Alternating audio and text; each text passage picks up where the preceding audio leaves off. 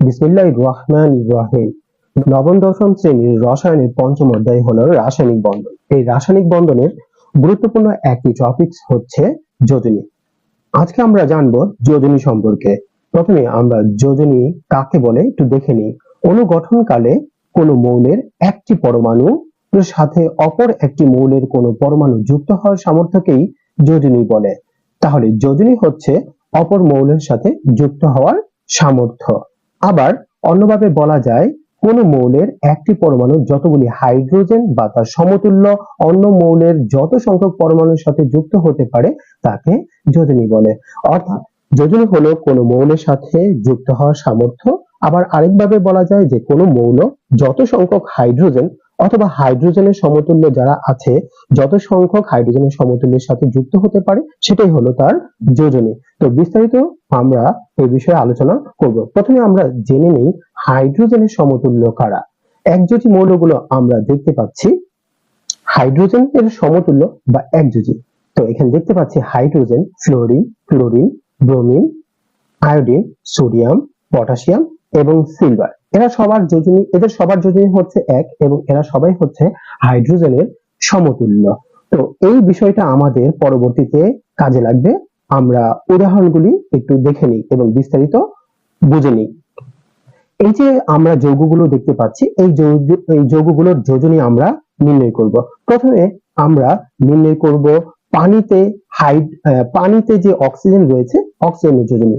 আমরা দেখতে পাচ্ছি যে পানি যৌগে অক্সিজেনের যোজনী হচ্ছে 2, কারণ অক্সিজেন দুটি হাইড্রোজেনের সাথে যুক্ত। অক্সিজেন দুটি হাইড্রোজেনের সাথে যুক্ত। তো আমরা দেখতে পাচ্ছি যে অক্সিজেন দুটি হাইড্রোজেনের সাথে যুক্ত। তো কিছুক্ষণ আগে আমরা আলোচনা করেছি যে কোনো মৌল যত সংখ্যক হাইড্রোজেন অথবা হাইড্রোজেনের সমতুল্যের সাথে যুক্ত হতে পারে তার যোজনী হচ্ছে তত। তাহলে অক্সিজেন দুটি হাইড্রোজেনের সাথে যুক্ত, তাই অক্সিজেনের যোজনী 2। অক্সিজেন দুটি হাইড্রোজেনের সাথে যুক্ত, তাই অক্সিজেনের যোজনী হলো 2।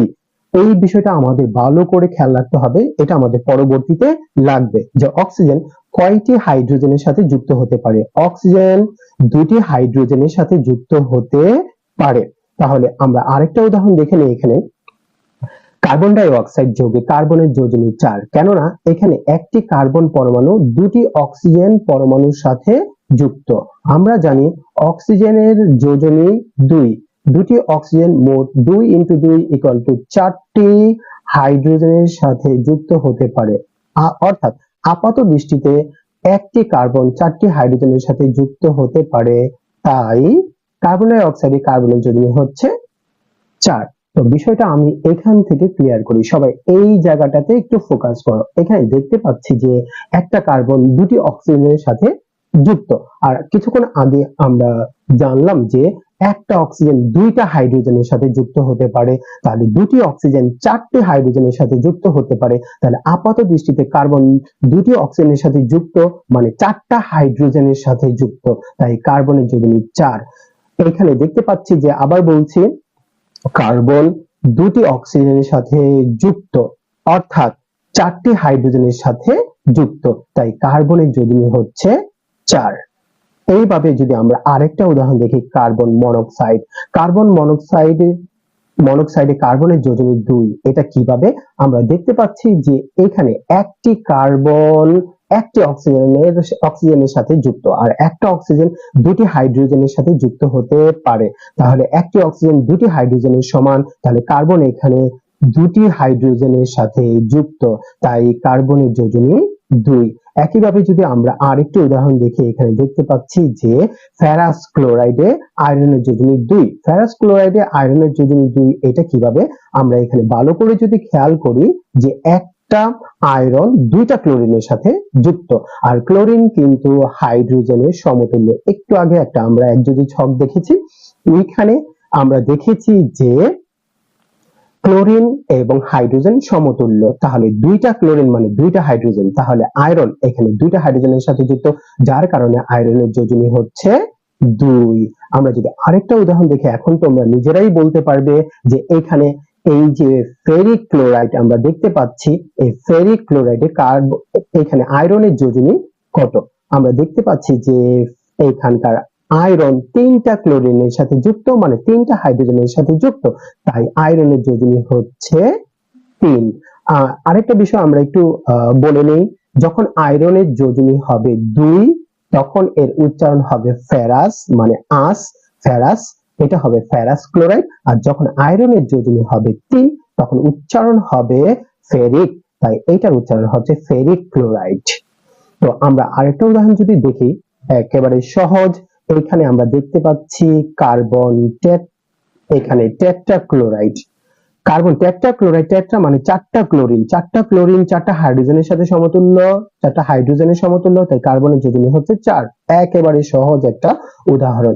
একইভাবে যদি আমরা আরেকটা উদাহরণ দেখি, ফসফরাস পেন্টাক্লোরাইড, পেন্টা মানে 5টা ক্লোরিন, একটা ক্লোরিন একটা হাইড্রোজেন, তাহলে 5টা ক্লোরিন 5টা হাইড্রোজেন, তাহলে ফসফরাস এখানে 5টা হাইড্রোজেনের সাথে যুক্ত। আপাত দৃষ্টিতে ফসফরাস 5টা হাইড্রোজেনের সাথে যুক্ত, তাই ফসফরাসের যোজনী হচ্ছে 5। আমরা আরেকটা উদাহরণ যদি দেখি, ফসফরাস ট্রাইক্লোরাইড, অর্থাৎ 3টা ক্লোরিন, ফসফরাস এখানে 3টা ক্লোরিনের সাথে যুক্ত আপাত দৃষ্টিতে, তাহলে ফসফরাস কয়টা হাইড্রোজেনের সাথে যুক্ত? ফসফরাস এখানে 3টা হাইড্রোজেনের সাথে যুক্ত, কারণ ক্লোরিন এখানে 3টি, তাই ফসফরাসের যোজনী হচ্ছে 3।